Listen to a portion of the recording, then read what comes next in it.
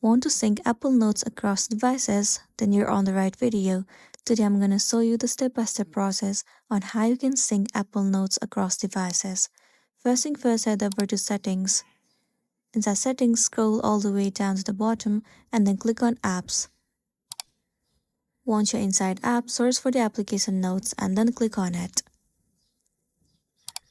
Inside this page, you need to head over to Default Account and make sure that it is set to iCloud. After that, move into Notes Accounts. Right now I have synced with iCloud and Gmail. Well, if you want to sync with another account, then all you can do is tap on Add Account. Choose a specific account that you want to add. Now wait for a while for it to load. Now simply enter the login credentials of your Google account.